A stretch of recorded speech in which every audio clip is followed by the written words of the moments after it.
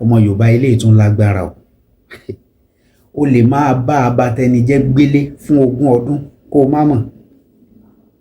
O lè máa bá òṣìkà gbélé f'30 oṣù kó o má fúnra.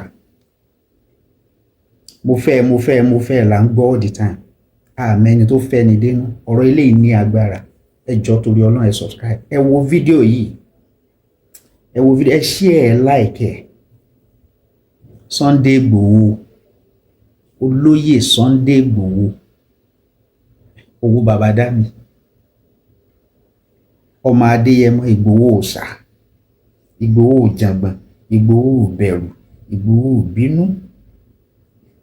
Igboho sùúrù. Eléyìí ní agbára. Ẹ bá mi subscribe. Fún àìmọye ọdún, fún àìmọye ìgbà tó ti pẹ́, fọ́jọ́ pípẹ́ ní Yorùbá ti pín, ní Nàìjíríà ti pín. But reason gangan táwọn olórí wa fi fìyà jẹ wá títí tó fi di ọdún yìí, òun ni kò yé mi. Kí ni reason tí mo fi sọ̀rọ̀ yìí? Òun ni pé ó fi hàn gbangba wípé ọ̀tá Yorùbá làwọn Fúlàní. Program yìí ní agbára. Ẹ bá mi share, ẹ subscribe. Reason tí mo fi ń ṣe fídíò yìí ni wípé Gàmbàrí pète ogun ọmọ Yorùbá ń so nígbọ̀wọ́. Ẹ ti gẹ̀tẹ̀. Nínú Yorùbá lọ̀tá Yorùbá wà. Wọ́n ní Sunday Igboho ṣiṣẹ́ fún Buhari, ó ṣiṣẹ́ fún Tinubu ni o. Ẹni gbogbo ilà ìlò à ń lọ sókè lọ sódò, gbogbo à ń ṣe Yorùbá nation of 18 yìí, ó ń ṣiṣẹ́ fún Tinubu ni. Ṣó rí bẹ́ẹ̀? Ṣé lóòótọ́ ni? À ń pe ọkùnrin kan ní Dr. Garus. Mo ní Garus yìí máa ń pọ̀. Ó tún lóun jẹ́ gòlólò. Mo ní gòlólò fẹ́ dí rẹ̀ má gòló. Màá play fídíò yẹn fún yín sí. Kẹ́ gbọ́ kátikàti ọ̀rọ̀ burúkú tí máa yí ń sọ lẹ́nu. Ó ní kò sí nǹkan tá fẹ́ fi kún. Kò sí ní tá lè sọ tá fẹ́ fi yí ọ̀rọ̀ yìí padà. Pé Tinubu ni Sunday Igboho ń ṣiṣẹ́ fún. Kò bá má wá dùn mí ká ní kò ń ṣe pé àwọn ọmọ Yorùbá wá ń sọ̀pọ̀tì ọ̀rọ̀ burúkú tó sọ yìí. Ọ̀rọ̀ burúkú lẹ́nu mọ́là. Ọmọ Yorùbá tún wá ń sọ̀pọ̀tì ẹ̀.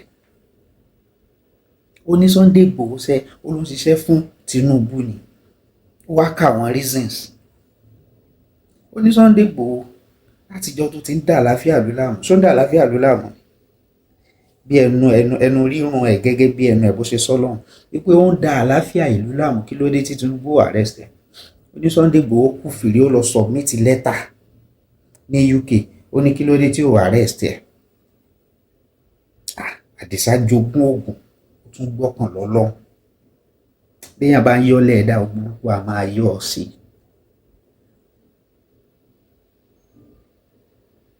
Lára many things ló yẹ pé Sunday Igboho ti achieve. Lára àwọn achievement tọ́lọ́run ti fún ṣe. Ìkan lára ẹ̀ ní gbòógì, ó nígbà tí ogun fẹ́ kó wọn, ogun Fúlàní, ogun Gàmbàrí fẹ́ kó wọn nílùú Ṣakí. Fídíò pọ̀ lóríṣiríṣi, but màá kàn ra play yẹn fún yín níwọ̀nba torí ká lè má waste time ara wa. Tí bá ti wá play fídíò yẹn fún yín tán, nígbà tí Sunday Igboho tó lọ fún rescue mission ní Ṣakí láti lọ gba àwọn ẹ̀yà Yorùbá lẹ̀ lọ́wọ́ àwọn ajínigbé, àwọn Fúlàní tán torment life wọn, tán kó unrest bá life wọn, tí Sunday Igboho àtàwọn ọmọ ogun ẹ̀ tán forí la kú, tán forí la bìlísì, tán forí la gbogbo ìdààmú pé ọmọ Yorùbá ṣẹ̀ ẹ gbọ́dọ̀ kó òun ìdánwò àti fìtínà yìí. Tí Sẹ́ríkì ń gun ọba ilẹ̀ Yorùbá gàràgàrà. Video yẹn wà níbí. It's a very short video. I'll play it for you. So màá play video Gárọ́ọ̀sì onígàrú gòlólò tó fẹ́ dé rẹ̀ má golo. Màá play tiẹ̀ náà fún yín. Àmọ́ tààràtà ọdún yẹn o, bí tẹni tó jẹ́ wọléwọ̀de tó ń so nígbọ̀wọ́ fólè láti wá jalè ẹni. Ti subscribe wọn ká mi lára. Ẹbí ẹ fẹ́ tún mi wò láwò tún wò, ẹ subscribe, ẹ bá mi share, ẹ comment.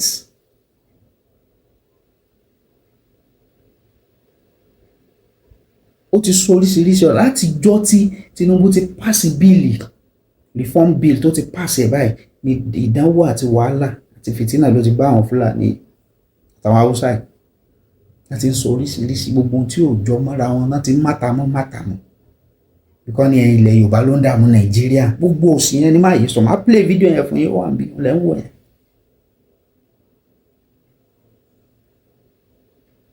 Ọlọ́run là wá ní o àárín ọ̀tá là wá.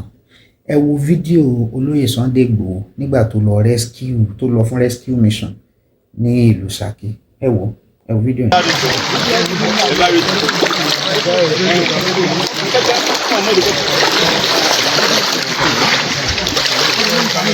Ẹ jẹ́ fàmí sókè.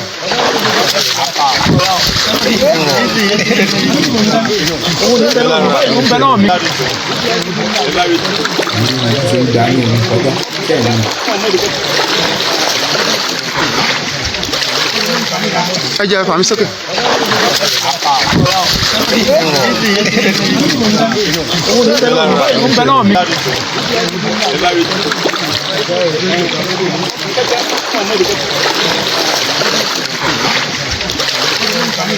Ẹ jẹ́ fàmí sókè. Ẹ ti rí bẹ́ẹ̀ kéèyàn fi lélẹ̀ kó fọ̀nà lẹ̀ kán lè kúrò níbi tó ti níyàwó tó ti lọ́mọ tó ti lẹ́bi tó fẹ́ fojú tó kán lè lọ sẹ́yìn òdì fáìmọye oṣù fáìmọye ọdún lẹ́ni tó fẹ́ràn ìlú ẹ̀ tó yẹ pé kò síbòmíì tó wù ú gbé kó máa gbé jùlẹ̀ Yorùbá lọ ìlú bàbá ẹ̀ ibi abínibí ẹ̀ wọ́n lè sẹ́yìn òdì sẹ́ni ẹ̀ ló ń ṣiṣẹ́ fún Tinubu lẹ́ni tó yẹ pé tọ̀sán tòru tàárọ̀ ni kò fi rẹ́sìtì kò sùn kò wo lórí pé kí a lè ní Yorùbá nation kí rọrùn àti ìdẹ̀kùn ó lè dé bá ọmọ Yorùbá ẹ̀wọ̀n tó fi ń san o n tó jẹ́ ń ṣe fídíò yìí ni pé ńgbà tí málà yẹn sọ̀rọ̀ yẹn àwọn yẹn wá kọ́mẹ́ǹtì ló ṣe pé àwọn náà ń wo tán lẹ̀ jọmọ Yorùbá àwọn náà ń wo náà pé ó fẹ́ jọmọ bẹ́ẹ̀ náà kíníkà Ọlọ́run má jẹ́ kán kọ ìyà má wa Yorùbá kára láàánú tó fẹ́ gbani lọ́wọ́ bìlísì àtẹ̀wò ká tún máa sọ fún pààrọ̀ ránṣẹ́. Ẹ wo fídíò gàrúgárọ̀sì gòlólò tó múra àti tó ṣetán àti dé rẹ̀ wọn gbòló sọ̀rùn jágínní bí ọrùn ahun. Ẹ wo fídíò ẹ̀. 20 you will carry 18 for Yorubas. One from the north for 19 states with a Christian brother for 19 states. One. Then east they will give them one or south one. Is that how they do the government? Which you support to balance it. He did not balance his government at all. And then, if you watch it very well, if you don't have any mission, why Sunday go submit letter in UK say they need Oduduwa? Why don't they arrest him? While during Buhari he went for an exile.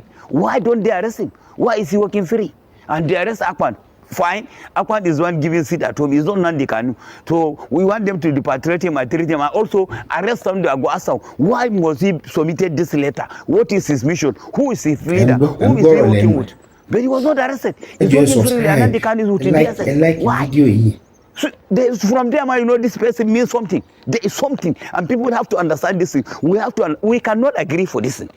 Our Nigeria, we are unity. Where you come from, Nigeria. There's nothing like a sentiment. Nobody can bring sentiment, then you come back with voting. We cannot. And nothing like 6 years. 4 years, we push you out. We bring another person because you go for vote. You protest during Jonathan for fuel. And Jonathan single-handedly come back for the masses and redo this. But you people protest, they arrest the people who protest. And your team, anybody who protests, they will arrest you. Me, I know if you arrest. I know if you have to death. Tell them I will continue talking. Till the day of the election, we will continue. I campaign for him. I campaign for Bola Ahmed Tinubu. I know what I miss. I lost what I have. I lost some of my vehicle. I even go for a threat. So why must we not to talk again for what? Are we prisoners? We are not even in head. We can't. We will continue saying this thing. There's agenda, hiding agenda. And people have to open their heart. This thing is not for Muslim or Christian. We are Nigeria.